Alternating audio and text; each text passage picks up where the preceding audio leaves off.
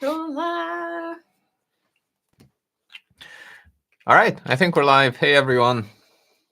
Nice to see the questions already in here. So today we're going to keep it at 1 hour exactly, by the way. You said that last time. Yeah, but no, today, genuinely, we'll keep it at 1 hour. So thank you so much for already submitting a bunch of questions. So the format today, the way we're going to do this is that instead of answering the same questions week in, week out, what we're going to do this week is that we'll focus on specifically how to get analyst jobs, right? Yeah. And then if you submit a question that is unrelated to the topic, I will answer that as well if I have no more relevant questions to answer. So, all right, okay. There's so many questions already. And if people start posting more and more questions, I see that, Nathan, you asked a bunch of questions. So I will try and answer everybody's questions rather than just one person. So let's just see how it goes. Let's dive in, I think. I'm just getting them up on my phone so I can All right, so question 1. Actually, I cannot see that question because of my pinned comment. I can see. Wait, it's from Josh. Hey Mo. Oh, 100% agree. That must be with your. Oh, what are some? Okay, so I think I can see. What are some of the things which need to be on a CV as someone who is career changing into data? So this is, I think, a very simple one, and I talk about it basically everywhere. It's about the fact that your CV has to live and breathe data. So you have to put a data twist on every single thing you do. So say, for example, this is probably one of my most popular examples that I like to bring up is that, say, for example, you work for a charity, you stand at the door, and then you count the number of people who come to the event. Don't say that. Instead of that, you could just say you recorded the number of participants, right, on a spreadsheet. And that is data gathering. So it's that easy. Your CV should live and breathe data. And I think this is one of the things that in my newsletter, I talk about it over and over again on how to actually get jobs. You know, just make it actionable. Like, do 3 things now. So the first thing you could do is every single sentence should reflect your data skills and knowledge to some extent. It's better to have less on your resume as long as it's relatable and relevant to what you're applying for. And then the third thing you could do is actually look at the job description, read it, and if they say that they want an Excel expert, tailor your resume around Excel as a technical skill, for example. How can you make yourself stand out from the rest? Okay, so that's a question from Josh again. I'll answer this one, and then I think I'm going to pick one per person because otherwise we'll just be answering the questions from the same person. So, all right, make you stand out from the rest. I mean, focus on what you're good at. This is such a vague question, right? So, what makes me stand out? I can speak for that. I don't know what's going to make you stand out. It can be anything from your resume, your skills, your knowledge, your domain experience, your studies, your education, your data portfolio, your portfolio projects. Is that right? Like, it's so hard to say that this is the one thing that will get you there. Yeah, I think that's fair. I think, you can see all the questions now. I just saw something. All right, next question from Nathan. Do you want to answer one? I'll read it. Okay, I can try and answer one. Okay.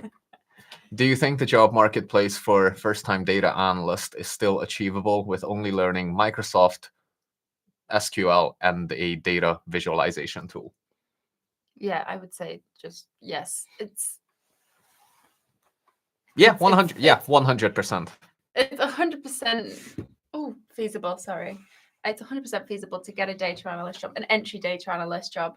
I think I can only talk from my experience, but having skill with visualization tools, a lot of roles. This is a massive plus if you're familiar and comfortable with these tools. And I think a lot of entry level ones also include this. Like, I see a lot of Power BI when I was looking on LinkedIn.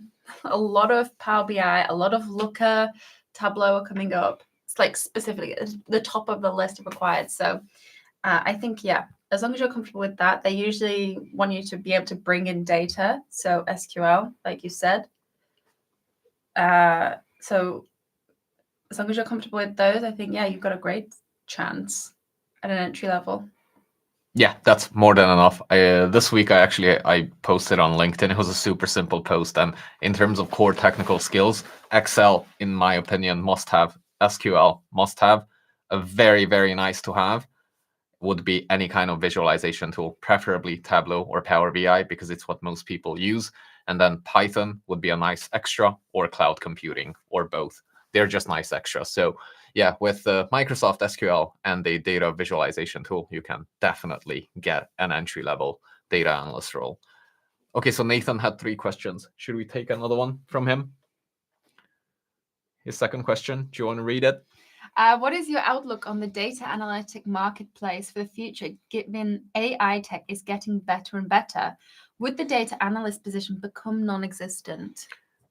In short, absolutely not. So just think about it this way. AI is just another technology that we're going to learn to use. And if you look at how unreliable it is, you'll quickly realize why I'm still sitting here and I'm in no fear of losing my job at all. Because when I go to work, it's a lot more complex than just coding. Coding is the easy bit, or building a dashboard. It's dead easy.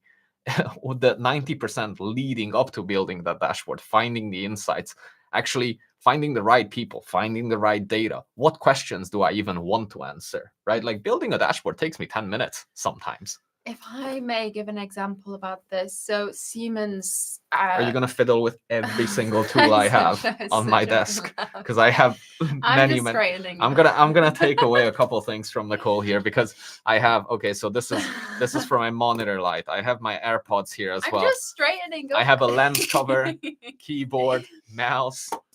There you go, hard drive. Okay. Let me make my point. So Siemens, their oil rigs. So they obviously, it's like renewable energy. A lot of what Siemens do, but they have oil rigs, and what they wanted to implement was AI. So self-automated oil rigs where workers wouldn't have to be on the rig for a number of jobs, and they would be controlled by them and on the mainland. And I feel like this is a good example of how we shouldn't look at AI as replacing jobs, because my primary thought when I was reading this article with automated rigs was what is going to happen to all the rig workers. And it addressed it straight away, is they're going to be retrained how to run the automated rigs from the mainland. It's a safer job. It's all they're doing is upskilling them in a different skill set. And instead of thinking of AI going to replace data analysts, you're simply going to have your roles evolve to include it in your skill set. Yeah, I agree. So look, I'm in no fear of my job going away. And I think data analytics, the biggest value add of data analytics is finding business critical insights to solve business critical problems. So don't you worry, Nathan. I think you are just fine. Okay, let's take another one from Josh. And Nathan, I'm so sorry. I just need to get to other people's questions as well. Have you seen what Josh has put? Josh is asking, how's the garden landscaping going? I notice, Mo, you're not really pulling your weight.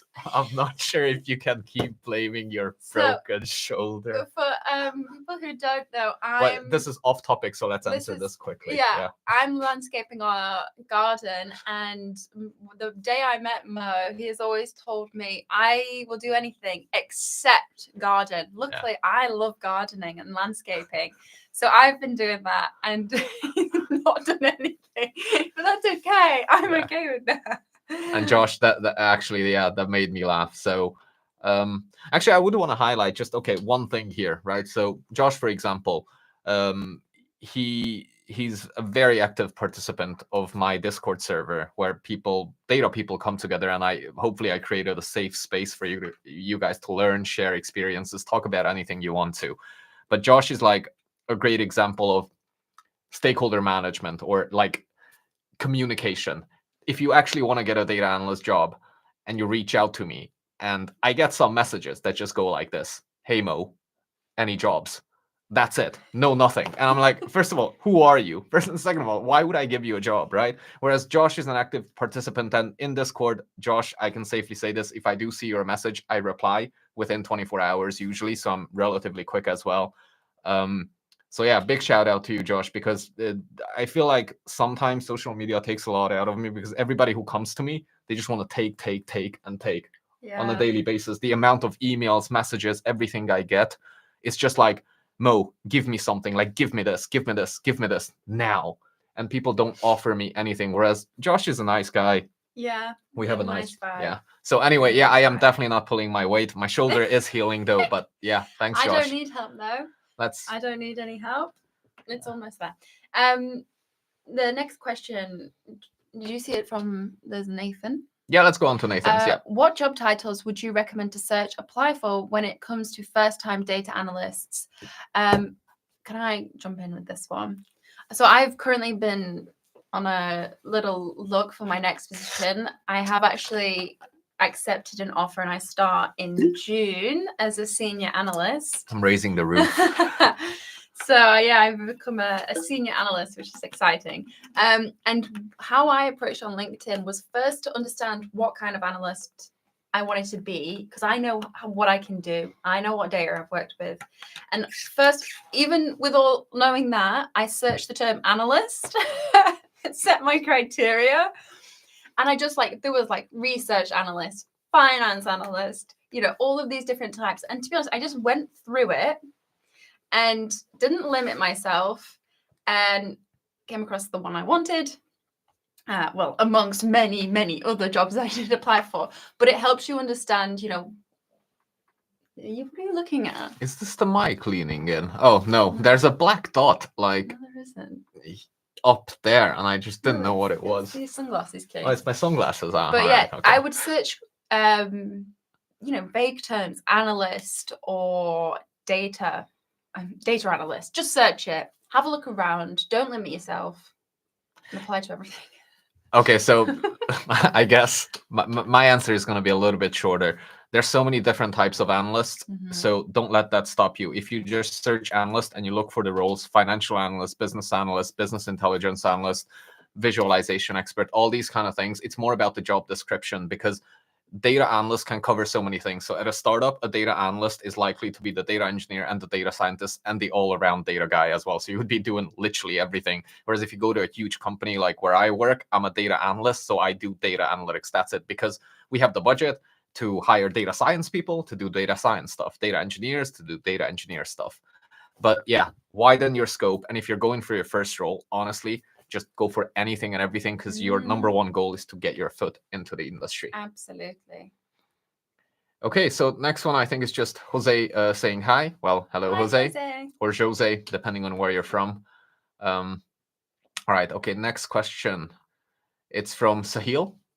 Can we become data engineers with normal graduation like BSc maths? Yeah. Yes. You could talk about your nano degree. Oh yeah, I did a good shout. I did a Udacity data engineering nano degree, so it was really good because it was hands-on, applicable, focused on cloud. I got my certification as well, and with a bachelor's in math, I think it's a great starting point because all of the other technical skills I think you can learn quite easily, whereas math is one of those things that it's definitely so much harder to learn if it doesn't come to you naturally. Absolutely. I do agree. All right, what's going on? Jack for all trades. Super trio. Rockets. Yeah, he's down there. Nicole's gonna pick him up right now. Yeah.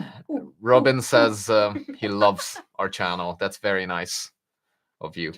Or our channel? No, it's my channel. Sorry, it's not Nicole's and Mo's data channel. It's thank you, Robin. It is my channel. Yeah. You're a good boy. Oh, do you want to go down? My love, before you... Okay, so that was almost a disaster. Nicole had a mug full of water that almost spilled onto all of my equipment. Okay.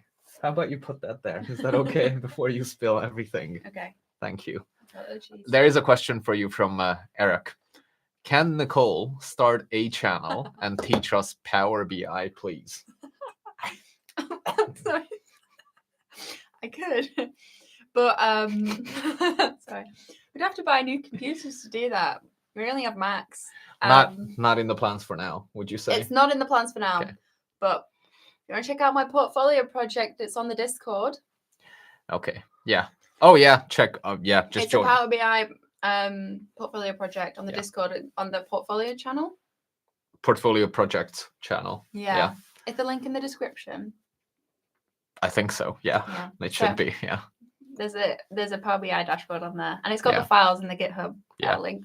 And actually, just on this point, let me just stop for 1 second. This live stream and most of the things I do, obviously, they're completely free. I didn't even put monetization on for this one, so you get to enjoy this ad-free all the way through. So if there's one thing I could ask for, is if you haven't subscribed to my channel, if you're not part of my Mochen Discord server, if you don't follow me on Instagram or LinkedIn or Twitter, actually on Twitter, please, I only have 2 followers. It'd be great if you just subscribe and follow, because as my audience grows and as we grow together, I can make better content. It can reach more people. So if this is the only thing I could ask of you, is just spread the word, and yeah, please subscribe and follow me if you want to. Subscribe. Cool. Okay. What are the skills required for data analysis? I am going to skip that because the topic of this is how to get a data analyst job. Wait, Should I go through all the skills again? No, give your top 3. Just shout them out. Top 3. Okay, top 3 skills. Excel, SQL, visualization tool. Go with either Tableau or Power BI. Forget coding, honestly. Just forget Python. Like if you're just looking for the bare minimum, forget Python. Just do these 3. Yeah. Jack for all trades. Jack for all trades. Yeah. What types of challenges or technical questions should we be prepared to face in job interviews for data analyst positions? Oh, I guess I need to answer this, right? Oh, should I? You answer it. I'm going to think of the ones I've had recently. All right. Okay. So, well, in terms of, I guess, technical questions, right? I'm sure they're going to ask you how you'd approach a data problem. So it's not usually you go in and they'll be like, oh, okay, if I have this in cell A1, then do an XLOOKUP for me right now. So that's not usually the way it works. I work specifically within data management, for example. So my interview, I think, looks somewhat like this. There is a data management problem. We don't know where the data is. How would you go and find that data? What would you then do once you have the data? What kind of insights would you get out of the data? What if the data is missing? What if the data is of bad quality, right? It's not actually, nothing was really technical about it. And then when you approach databases and coding and all those kind of things, it really just differs on the role you're going into. So there was another role I was interviewing for, and it was more of a smaller company, and they were looking for an all-around data guy. And when I went in there, they were asking me about my database creation knowledge, my cloud computing knowledge. Like, basically, they wanted a person to lead their entire data transitioning from on-prem to the cloud. So I had to know data architecture. And again, it was completely different. But sometimes, I had this before where I was applying for a job for an airport data analyst job. And they made me sit through an Excel test, like literally in 20 minutes, Excel, and they had 30 questions in 20 minutes. I couldn't finish all of them. It really varies. Sometimes they put you through actual technical tests. Sometimes, it's a combination of business skills, domain knowledge, and technical skills. Sometimes it's actually just your thoughts on, how you would approach different data problems. And I feel like those are the better interviews, because imagine at work, no one's going to be sitting behind you and watching you type the code. So you're under so much pressure anyways. And nowadays I Google everything anyways. Like, there's so many things I don't remember. Who cares? I just Google it. Like, it's not, I don't think it's a real life scenario where people, at the interviews, they're like, you must know this by heart. No, you don't. Like, there's no need. There's like ChatGPT. There's so many ways. I think it's more about knowing about the possibilities of what you can do and how you can implement those solutions. Well, that's what I had recently. So I've recently done a technical interview, and it's for the job I did end up getting the offer for. So it obviously went kind of well. And it was literally, I knew I was going to do a technical. I didn't know what the format was, and I knew it was on Power BI.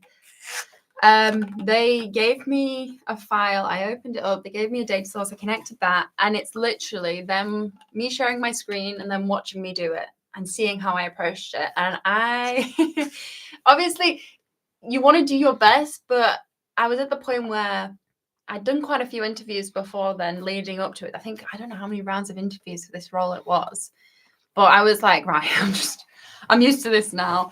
And everything that could go wrong went wrong. Like my Power BI version was outdated by one version.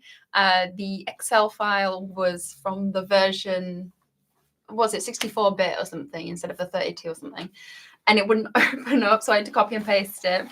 As soon as I saw the measures that they wanted me to build, I was like, oh, I don't use these. And I literally said, oh, I don't use these, so I'm gonna have to Google it. And I was like, I know the I know what they are, and I know what it's asking me, but I don't know if there's any like limitations to it. And I got barely anywhere into the exercise, and the guy was like, some people went further, some people didn't. And I was like, but I really was like, I'm just going to approach this how I do at work, which is I'm probably not going to build anything in 30 minutes. I'm going to look at the data, learn it, and see what I have to build in Power Query. And if I need to make any, dimension tables or, make it a bit cleaner and usable. So I didn't get very far, but they were actually quite happy with it. So just don't panic if you have a technical interview. Be confident in your skill sets. I'm sure if you've got to a technical interview, you probably know what you're doing. So just breathe and do what you can. Yeah. Yeah. Couldn't have said it any better. Okay. Josh with another. Is that a La Cruz mug? Yes. It is. I thrifted these. I have all the colors. Yeah. But I bought them all secondhand. And we have smaller ones as well. Yeah. Again, Josh, nice one. Great. Cool. Okay, so the next question, I actually read this question, Subhan. So this is, again, a question about how can you become a data analyst? And then I think the difference with this one is that you're from Pakistan or love from Pakistan. So yeah, just basically any of the stuff we said before in terms of becoming a data analyst applies. So I think let's not repeat this question again. Thank you so much for being here, Subhan. Abdullah is asking, do you prefer Power BI or Tableau? I personally prefer Power BI for its integrations for like PowerPoint. Now even the new Outlook, you can, I think, have some integration. Teams, it's just so much easier in my company's data infrastructure and online infrastructure environment. I prefer Tableau. Done. I don't like the interface of Tableau. It looks so old and old. But I guess, okay, just to give you some, I guess, knowledgeable information. Power BI, really good if your entire company runs on Microsoft. And I think it's the more advanced visualization tool because you can do more with Power BI. It lets you do more. So the way I would compare Tableau and Power BI is Power BI is kind of like an Android phone. You do whatever you want to. There's no restrictions almost. Like if you think of something, you do it. Whereas Tableau is kind of like iPhones or Apple for dummies, basically. It just works. Like it just works. You don't have the freedom, but it just works. I like Tableau because, first of all, I'm way better at Tableau. But the one thing that stands out to me in terms of Tableau is that it's operating system independent. So you can use Tableau Public for free. It works on Windows. It works on Mac. Whereas with Power BI, the desktop version, you can only run it on Windows. So straight away. Yes, but I do think, I don't actually, well, I've never written anything on Tableau, like formulas or whatever. I don't even know what the language they use is. SQL based. Oh, right. Okay. So DAX is very similar. Like the jump from Excel into Power BI, because of the way DAX is written, it's really easy. The learning curve's it's not very steep. And I think that's a plus. Yeah. Cool. Okay. So Jennifer's question, what are the skills required for data entry level? We've already answered this, so I just don't want to go through it again. Thanks so much for being here, Jennifer. But for the other sake and everyone, sorry, I just don't want to repeat myself because I'm going to sound like a broken record. Top skills required for data analysis. Okay, let's jump through that one as well. Okay, let's see the next one. So how do you start? I guess that's next question. How do you start? Okay, so, well, I mean, I would say start with Excel, get good, really good at it. And on not just the technical skills, understand what data manipulation is, understand what data analysis is, understand data types. These are all very important things.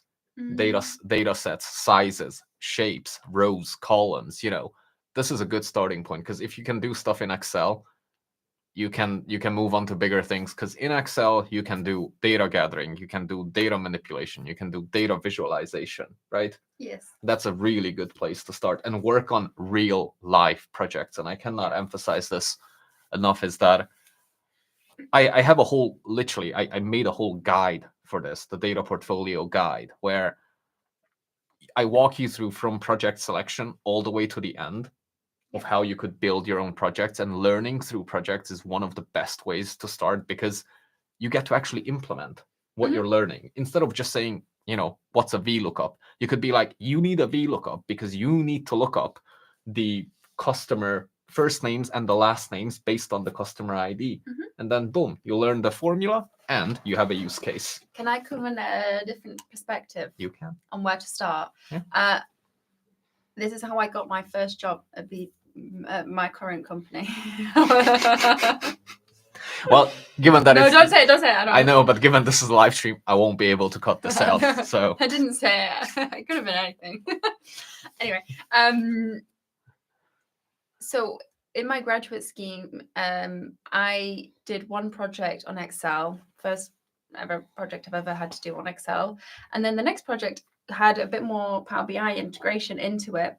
And as soon as I did that, realized I enjoyed it, I went to my manager and I said, if you want more stuff like this, can I have it? And I think that's a good place to start, is if you have an opportunity to have projects that are using Excel, Power BI, Tableau, or whatever, or utilize some type of data skill, ask for it. Push your managers to get those. And then if you ever want to move on to the next role, you can put those on your CV and you can use them as examples to support you getting that entry-level data analyst role. Oh, okay. That's a better answer than mine, actually. So yeah, take that instead. Abdullah is asking, is statistics really important for Excel for a data analyst? You want to answer this? I mean, I think it's good knowledge to have a foundational level of knowledge in statistics. But you also have Google, which can, if you don't need to take it that far. Yeah, so you don't. Okay. So I have a master's degree in economics and finance, and I studied really advanced probability, statistics, and econometrics. And as a data analyst, I use barely anything of it, because data scientists need to be extremely good at math and statistics. But data analysts, you can get by with very basic stuff. So when I say basic, if you understand, stuff like mean, median, distributions, maybe positively skewed data or negatively skewed data, you should be fine. Because data analytics, the biggest value, again, it's analytics, right? Like you're trying to find insights. You're trying to, based on past data, you're trying to figure out what has actually happened. Why did things happen? So yeah, basic math is fine. I wouldn't worry about it too much. I think the most advanced, it's not even advanced. The only thing I took from university math-wise that I've used is I occasionally use standard deviation. Oh yeah, standard deviation. I mean, understand that. And I use that to catch people out at work, because I'm like, if the standard deviation is 0, why haven't you changed anything? You need to change the data, update it. I can see the years have not changed. Yeah. All right, next question. Do you want to read it? I'll answer it. Yeah. How do data analysts directly contribute to decision-making and strategic goals in a business? Could you give examples from your experience where you led the way to significant changes of improvement? Yeah, okay, good question. And this is what separates good analysts from great analysts. So your ability to communicate and your ability to be able to address the business critical problems and find solutions for them and implement those solutions is ultimately what will get you the promotion, what will take you from a junior or entry-level position to a senior position. So one of the things, say, for example, I did, so my boss comes to me and he says, okay, we don't have a workflow tracking system in place across the entire team, not just my team, but the wider team as well. This is like 100 people, 150 people. So I did my research. I went around, I talked to stakeholders within each of the teams, and then I found a tool that worked. It's a project management tool that worked for everybody. Then I had to discuss with every single person so I can set up template cards and template workflows that is kind of like a one-size-fits-all, but gives enough flexibility for everyone to input whatever they want to extra. And then I used an API to extract the data from there, and I built Tableau dashboards on the top of that. So essentially, if you think of the project management tool, it's the data input tool, because it's way better than Excel and free texting, right? You're just going to end up with a bunch of data that's just messy and dirty.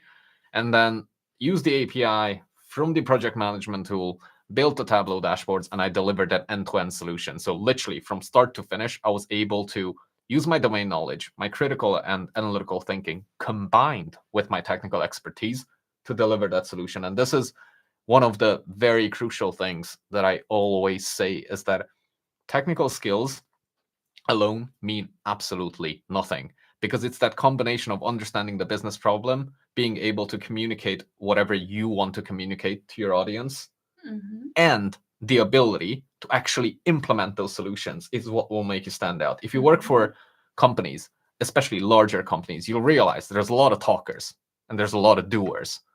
And then if you can be both, that's it. Your career is gonna go like this. It's true. That's a fun noise. Yeah, it's true, isn't it? It is true, yeah. Yeah, so that was a very good example. I remember you telling me about that when you were doing that. Yeah, it still works. Yeah. So all right. Next one, K1. I'll let you answer this. Are there any opportunities for freelancing as a data analyst? I answer this. So I know nothing about freelancing. That's why I don't want to say anything about it. I've never freelanced in my life. Fiverr or Upwork is the place I know where people freelance, but it can be a hit or a miss. The next one, X. I said this to you the other day. I saw this somewhere and I was like, that's exactly the point. So X is put, to quote someone, it's not AI that will take your job, it's a person who will use it. Do you know who said that? Who? If you search on YouTube, Mo Chen, will AI replace data analysts? I said that. No, I know. And I was like, Mo, I saw this great thing. And you were like, yeah, I said that in my video or something. I was like, well, I didn't see it there, but yeah. I literally said this. Let me just find the video. I'm sorry. I made this video and everyone asked me so many questions on AI, and I answered every single one of them. And to be honest, I just got tired of answering them. Oh, it starts playing if I have to go back, but hopefully the camera can zoom. Which one? The bottom one on the top? Oh wait, I need to block out my face. Yeah, there you go. That's the video. Yeah, so that's the video. Wait, okay. I want to read the next one. Go. What skill set are highly valued by managers for promotions? The ability to explain clearly technical topics and technical projects. I think that is something really sought after. What are you playing with now? May I ask? Oh, sorry. I'm sorry. What are you playing with now? Well, you put my phone on charge, so I thought it had to be on charge for some reason. It's because Nicole's, all of Nicole's appliances, anything for her having charge is 5%. Like when it's about to die, 5%. And for me, like having charge on the phone means I need to be above 50%. If it's less than 50%, I'm just like, ooh, okay, should I even leave the house at 50% battery? And I have an iPhone 14 Pro Max, so it's gigantic. I'm on 30%. Well, because I charge your phone. But yeah, Nicole's tip is really good. The only thing I would add on that one is anything that makes your line manager's life easier. So the way I think about a team is that if I am the line manager, I will hire people who will make my life extremely easy. So if I lead a big team, I have nothing else to do other than approve, review, and think. That's it. I don't have to do any of the doing, because there's somebody else that I hired to do the doing and do the thinking at the low level. So when they come to me with like a problem and then 3 solutions. And then if I don't like any of them, then they're going to provide the 4th solution. Yeah. That's a good employee. Okay. Shanting, my company is new to data analytics, so all of my work is considered great. I wonder, as an entry Power BI data analyst in the real world, what is considered bad, good, excellent in 3 months of work? Do you want to take that away, Power BI expert? Wait, does that mean... Is that like the first 3 months of working, or 3 months just in general? No, I think so. So their company, so Sean's company, is really new to data analytics. Yes. He's been doing some great work in Power BI for 3 months. But he's new to Power BI as well. Okay. 3 months. Okay, I have to think about this. Do you have an answer? Okay, I would say, in terms of, I guess, technicality, don't worry too much about it. I think if you can do some filters, DAX, can write something.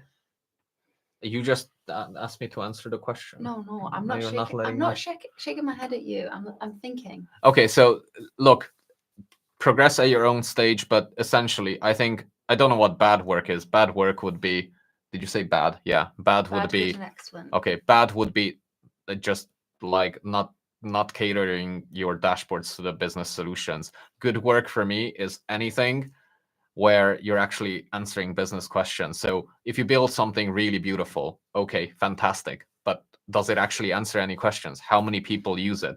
Do people in your company drive business critical decisions based on the dashboards that you build?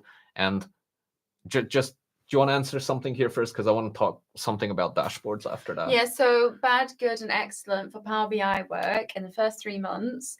I would say bad is if I open up your report and there's errors in it, like there's in Power BI, it's a little triangle, a little red triangle. It's like, if there's those, if it's messy, if you've literally just brought it in from a data source, it's not been cleaned, bad formatting, things like that. So if it's a messy, good is I go in, I can see structure, I can see the data has been cleaned, maybe at the data source, maybe in Power Query.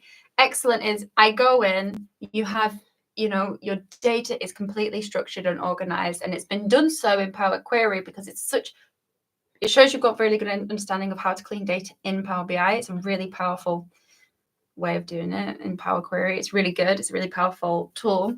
You've got measure table or calculated groups, not measure tables. I call them measure tables. Your DAX is clear. I go into your calculations. I can see what it's doing. So basically documentation. Yeah, it's built-in documentation. Yeah. That's excellent, because then it's easy for people. You want people to be able to replicate your work. There's no point, reinventing the wheel in a company, and especially it's starting from the bottom now. Yeah. You want people to be able to replicate your work. Yeah. That's excellent. Yeah, the only thing I wanted to add on this one, sometimes don't overcomplicate it. If all you need is a simple line chart to answer the question, that's all you need. Yeah. You don't need to create a shiny dashboard with 10 filters and, everything popping. And no, if you need a line chart, have a line chart. Yeah, excellent is like innovating. Like instead of having multiple pages, you could have built-in pages using bookmarks, things like that. Next question, I think. I just like talking about it. Okay. Jeez, man. Go on. Okay. Hi, I'm also a data analyst from Taiwan. I'm confused how to progress in your career, study algorithms, or get more ideas to solve problems. I think, yeah, just do projects, make sure it's applicable, whatever you learn, because otherwise there's no point. I feel like the best way I learn is if I have a complex problem at work and I have no idea how to do it, and then I start Googling. Yeah. And then the more I Google, the more I learn, and then I build the solutions for it. So, sorry, I was just thinking I was really petty at work, and I came up with the most creative solution to find which countries were not updating their data, and that was using standard deviation, because basically they had to input year values for pricing, and a lot of countries just copy and paste it. And I was like, no, we have to rely on this for it's a very important data that is used to facilitate very important conversations that happen. I won't go into detail on what it is used for, but it's important data. And I basically was getting annoyed that people were just copying and pasting, because that shows it's not very accurate. The credibility of the data significantly diminishes when people do that, because it's not going to stay consistent, because you have to consider inflation, blah, blah, blah, with pricing, blah, blah. So I built a standard deviation model, because then I would know if there's changes, and I could see it straight away and highlight the worst countries. And I could just go back, can you change your data? So I think to give you a more general, I guess, answer that applies to everyone. That was my example, sorry. Yeah, you could use that as well, but make sure you solve problems at work. So whatever industry you're in. I couldn't see what industry you're in, but Nicole's in the medtech industry, so she solves a bunch of medtech industry problems at work, right? Yes. Yeah. Yes. Cool. Okay. Next question. What would you say is better and allows better flexibility and career growth, a full-time job or freelancing? Full-time job. Well, we've never freelanced. I feel like you have to be a certain type of person to freelance. I think full-time job is just easier because it gives you security, it gives you benefits, pension depending on where you live, probably a better work-life balance. Because if I think about freelancing, and I am freelancing, I run my own social media company, right? So it's hard.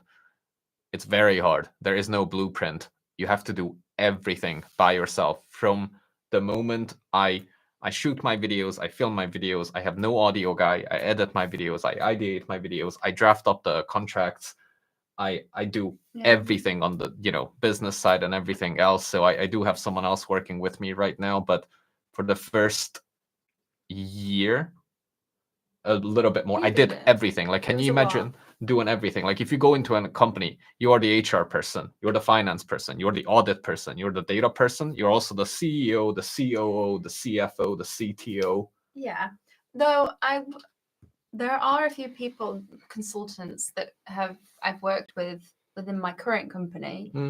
They seem really happy. How much experience do they have? Late 30s, early 40s, so I don't know. So they probably have by then like 10, 15, 20 years of experience. Yeah, they do. So she looked very happy. Yeah, okay. Well, yeah, starting out, I think it's going to be, I mean, honestly, who's going to hire you with no experience on a freelancing job? Hard. It'll be hard. Like, it is completely possible. I'm not saying nothing is impossible. If you put in the work, everything is possible. All right, next question. Your vids are awesome. Are you open to collaborating with VC funds? One sugar. Well, yeah, you can. Who's VC funds? Venture capital. Oh. Yeah, I have a business email somewhere in the links or somewhere. YouTube channel. No, it's not a YouTube channel, but yeah, for any collaboration opportunities, just find that, or it's somewhere on my YouTube socials. So yeah, please do find that. Billy T 83. You've been here both last times. Hey Mo and Nicole, good to see you back. What is the recruitment process for a DA position? SQL interview, project assignment to be delivered, star interview, ? Should I just what I've done recently? Yeah, let's go with Nicole's because it's a super specific example, but obviously it depends on the role every single time. Yes. Yeah. And my new job title that I'll get in June isn't data analyst, it's senior analyst. So it may not be 100% applicable. So I did a recruitment interview. I then did a technical interview. I then had I had one of the heads of the departments interview, and then I had the senior director interview. So I in total had 4 different interviews. 2 were competency based, where they just were like, give me an example of when, the hardest project you've done.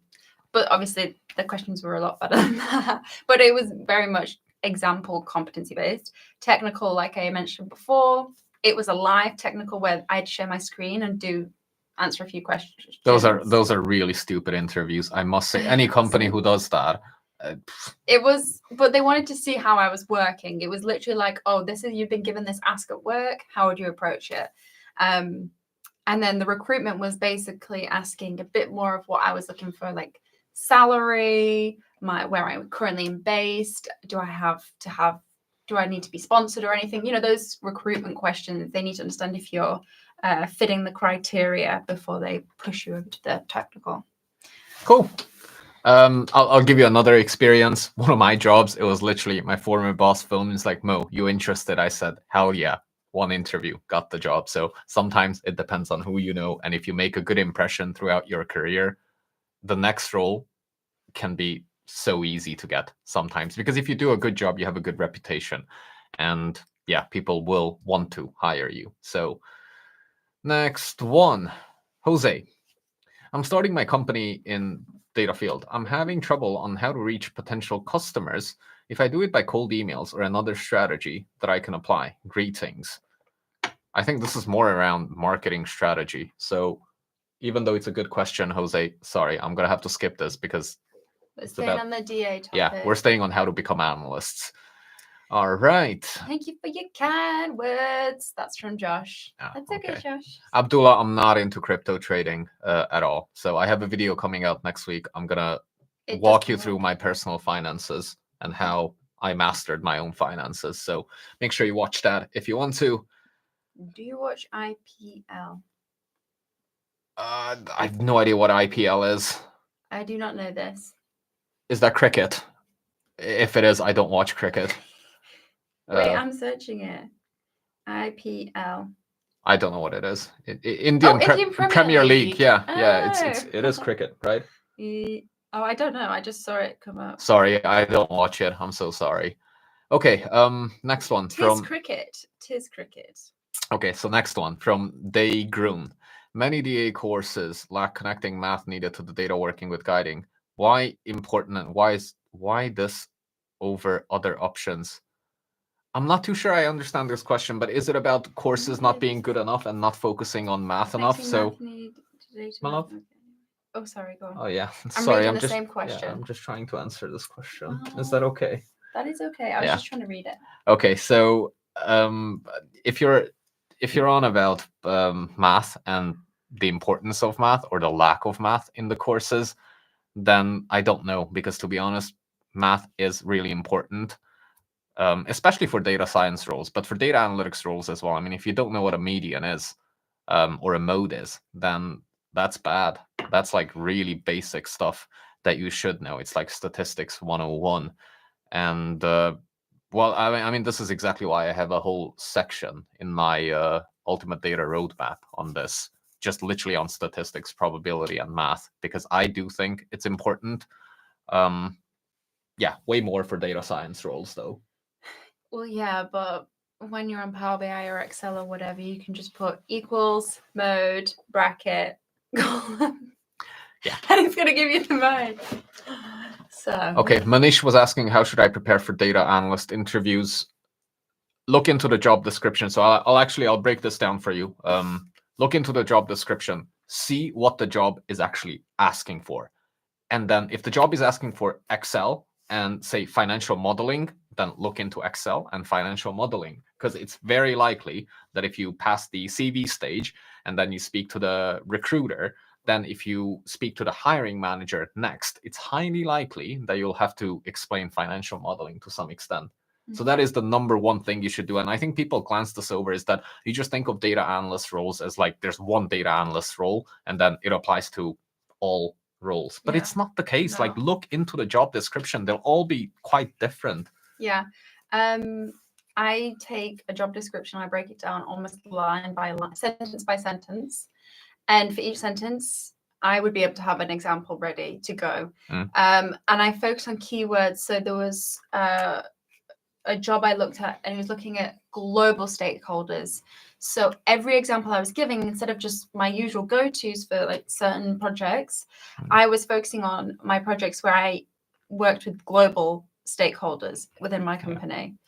And so really focus on what they're asking, just like what you've said. And actually on this, okay, so this is something, I don't know if you have seen it or not, but I wanted to launch my Ultimate Project Builder cohort. Well, initially it was like a subscription learning, but then I pivoted and I said, okay, let's make it into a 3-month course, so you don't have to pay forever and you get everything you could ever ask for. And in this Ultimate Project Builder, essentially at the end, there's only 11 people who signed up, and I gave it away for free for them. So for the first cohort, it's already done, so there's nothing you can do about it. You cannot apply anymore or anything, but I'm going to give this away for those 11 people for completely free. And the way we do the Ultimate Project Builder is that we break down job descriptions, and this is how we tackle what skills and projects you should build and what you should learn. So you should see how deep we dive into the job description. So if it's like credit card frauds, we just look into it and we build projects around that, and we build the skills you need around that. because it's a completely different way of looking at it. Everybody's just like technical skills, technical skills, technical skills. But how are you going to stand out if you just learn Excel and you have no idea what to do with it? Just because you memorize a code like df is equal to pd.read CSV. Great, you can read in a flat file into Python. What are you going to do with it? Nothing. Like there's nothing you can do with it because ChatGPT can do it. No, I just get quite worked up over this topic because people always ask me, and I always say the same thing, is like domain knowledge matters, you know, critical thinking, analytical thinking. And then always I get questions like, how do I learn Excel? How do I understand it's important to learn the technical skills, not because they are so good. It's just because it's the bare minimum to become data analyst. Like, how are you going to become a data analyst if you cannot use the tools? Absolutely. Okay, I'm going to get carried away. Oh, one thing you've just said, the domain knowledge. The jobs I applied for specified domain knowledge was one of the requirements. It was like diagnostic industry. So, and that it came up in almost every of the 4 interviews I did for the role. Every single one mentioned my diagnostic experience. Cool. Should we try and let's see what kind of, I'm trying to pick like questions that are a bit more diverse. I just don't want to answer. Should we scroll a couple just see what's going on? Yeah. Is there a question you specifically like? Because there's just so many now. Oh my gosh, wait. Someone said, shout out Mo. I don't know if people say this enough, but you have a really great sense of style, man. He does, doesn't he? He has like 5 t-shirts and 4 pairs of pants and his whole wardrobe. I spend... But he does look good. Thank you. Yeah, I don't spend much time planning my outfits. I mean, when I say much, 0. Okay, we have 9 more minutes, so really today we're gonna shut it at 9 o'clock. Nicole and I are watching a movie on Netflix with Liam Neeson, so yeah. I can't remember what it's called. All right. Hey Mo. Oh wait, I'm just going through. Just pick a question. Just pick a question. Whatever. Oh, I finally did it and started a new position as a pricing analyst. Congratulations, well done. Alice. Thanks for your videos. They were very helpful. I know a lot about the industry. Where can I continue? Wait, I know a lot about the industry. Where can I continue learning? About data analytics? I don't know. It's not specified, but that's just really good that you became a pricing analyst. Oh, okay. Let me answer this one. JR is, love watching your videos. Would you plan to do an interview with Alex the Analyst in the future? Would you plan to do an interview with Alex the Analyst? Yeah, sure. I mean, if I'm sure he knows I exist now. He seems like a cool guy. He does seem like a cool guy. Yeah. Cool guy. He has a video on literally everything. So you could honestly become a data analyst just by watching Alex the Analyst tutorials and then implement all of those things by watching my portfolio projects. And there you go. You have everything done. All right. I saw a question, Billy T83. Could you suggest any books which could be beneficial for an aspiring data analyst to improve his analytical thinking skills, technical or non-technical? Oh my God, I have to say, can I answer? Oh, you have a good book? Well, no. Oh, okay. You go. No, you go. You have a good book. Basically, think outside the box. I actually have books on healthcare lean methodologies that apply to healthcare. And that really helps because actually the role I'm in now, their whole culture is built around this lean methodology. And obviously it's a diagnostic company. And I had these books and it helped. I already knew like all the terms they were saying. I have lean qualifications anyway, but I had these books from it. So don't just think, you've got to think outside the box what you need in your role. So to answer your question, Billy, I don't read at all anymore because I've read so much during my studies that I honestly hate reading. I read so much at work as well. So outside of my work, if I have to read, I don't want to. But I do a lot of learning. So I watch a lot of videos, a lot of tutorials. I constantly learn something new. It doesn't even matter what it is. Certificates, you know, like this, what was it, last year I got AWS qualified, so I'm an AWS certified cloud practitioner. I'm also a Neo4j graph database professional, so these are all new things I added. to my I guess data analysis repertoire. But I'm sorry, I just don't read books anymore. I like audiobooks. I could listen to those. I wish I could give you a good recommendation. Wait. I'm truly sorry. I've got a question. What is your opinion about outsourcing and nearshoring? Here in Colombia, I work for a company that works for the USA. I earn 1K USD a month. For the same job, you may earn 5K. Do you think that is the future, as in outsourcing on? Well, yeah, it's what a lot of companies do, offshoring, right, or outsourcing, depending on how you want to say it.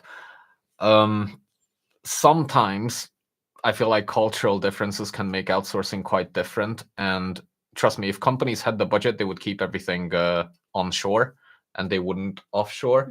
And I understand that you live in Colombia and in the US, for the same job, you could make 5 times the money. But then also in the US, to get that job, you would probably have to get into $400,000 of student debt.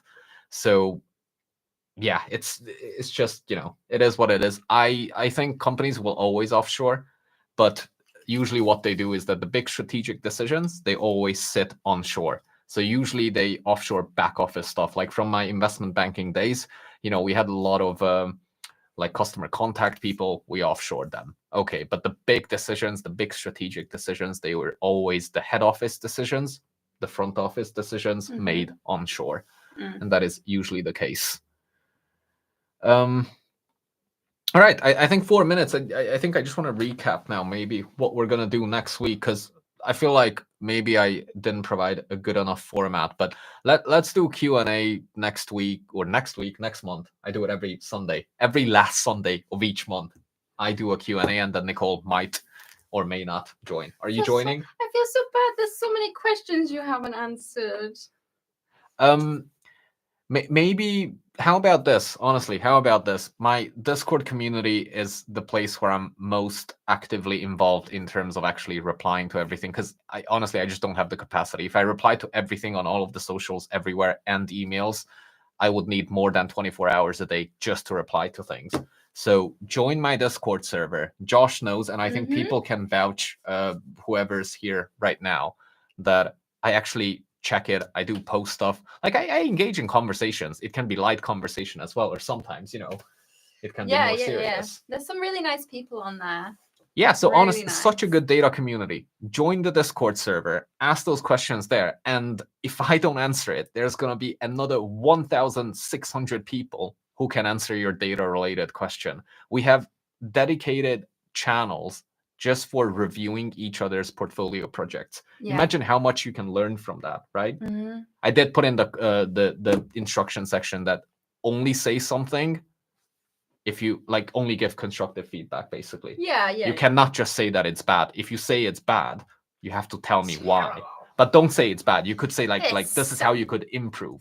You could use this quadrant of more, different, less, and then something more. I forgot. What's that? Can you show Rocket before you end the live? Can you? It was. Yeah. But I see there was a lot of questions that you didn't get to, and it was about portfolios. If you want inspiration, your Discord is the best, or your channel, your playlist. Yeah, I have a completely free portfolio project playlist covering SQL, Python, Excel, multiple Tableau projects, end-to-end guided, so you don't even have to think. You can just copy and paste. Do that. Get my free data portfolio guide. Honestly, I just created this for you just to give something back. Another great place, honestly, is the newsletter. Every week I share my actionable tips.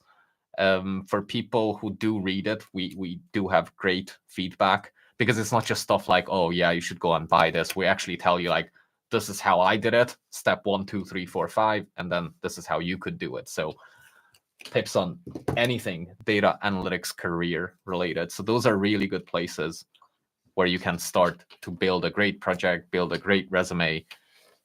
Anything else, love, that's on your mind? Someone mentioned your tattoo. Yeah, I do have quite a couple all the way. And That was it. I just saw that. I like your tattoos. So. Oh, thank you. I might get some more. Nicole was saying the other day, actually, in the last minute, that I have a lot of tattoos of a lot of my family members, like my brother, my sister, my parents. Me? Yeah, not you, not yet. But it's because Nicole's always with me. Should I go get a tattoo? We can go get a tattoo together. Okay. Should we make a video out of it? Put your face on my back. All right. Okay. Before Nicole gets too ambitious, guys, thank you so much for being here. Like I said, join the Discord server. Honestly, it's the best way to reach me. David and I work together. So David, I think he's a moderator or admin in the Discord server. Put your questions in there, and then I'll try and think of a way to best answer them, because I realize this Q&A session is too short and you have great questions and many questions. And honestly, if I had all the time in the world, I would want to answer all of them. Yeah. Mm-hmm. But I don't. No. And I want to watch that Liam Neeson movie. So I'm so sorry. But we're going to go. Thank you so much. We'll see you next month. Thank you.